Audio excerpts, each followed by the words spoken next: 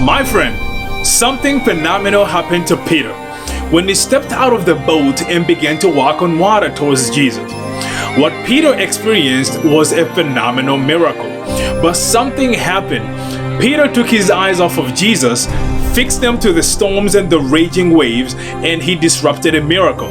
What happened is he began to sink. But when he saw the strong wind and the waves, he was terrified and began to sink. "Save me, Lord!" he shouted. Jesus immediately reached out and grabbed him. That's Matthew 14 and 13.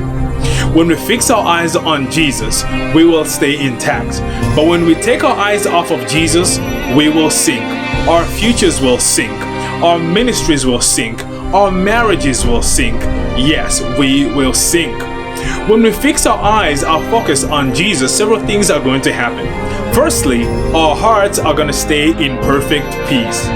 For you will keep him in perfect peace whose mind is stayed in you because he trusts in you. That's Isaiah chapter 26 and verse 3. See, the peace that we attain from God, it is not a common sense kind of peace. This is a special kind of peace that we experience in both good times and in hard times. It is a divine kind of peace. We attain that only when we keep our focus on Jesus. Secondly, when we keep our focus on Jesus, we are going to experience true unity with fellow believers. Some of us are Jews, some are Gentiles, some are slaves, some are free, but we have all been baptized into one body by one Spirit, and we all share the same Spirit. That's 1 Corinthians chapter 12 and verse 13. So when we have our focus on Jesus as believers, we are going to be focusing only on that which unites us than that which has the potential to divide us. So when we are united as believers operating in one accord, we are likely to do exploits. We are likely to do a magnitude of things. We are likely to do a lot. Why? Because we choose to go with only that which unites us than that which has the potential to divide us. And thirdly, what's going to happen when we keep our focus on Jesus is we are going to be firmly established. Anyone who listens to my teachings and follows it is wise, like a person who builds his house on a solid rock. That's Matthew chapter 7 and verse 24. Jesus is our solid rock. He is our foundation of our Christianity. And when our Christianity, our salvation is established and firmly focused on Him, we are going to stay established.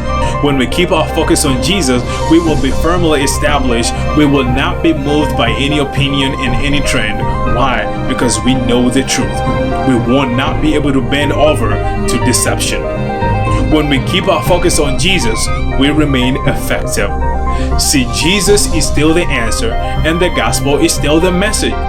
Now hear me out. Especially in these trying times, we have a tendency of going off message, going off track by fusing in substance, content that is contrary to God's word and God's will. But if Jesus is our focus, then our message will stay Jesus. And then if our message is Jesus, then we'll remain effective. For I decided while I was with you, I forget everything except Jesus Christ, the one who was crucified. That's 1 Corinthians chapter 2 and verse 2. So let the winds blow and let the waves rage. You don't want to look back beating yourself up in shame, discouragement, frustration, and all of that. But when the storms pass, when your eyes are fixed on Jesus, you'll stand firmly in excitement to declare that I kept my faith, I kept my joy, I kept my peace, I stayed in the word, and now I am victorious because I kept my focus on Jesus. Do not flinch. Jesus is the answer. God bless you.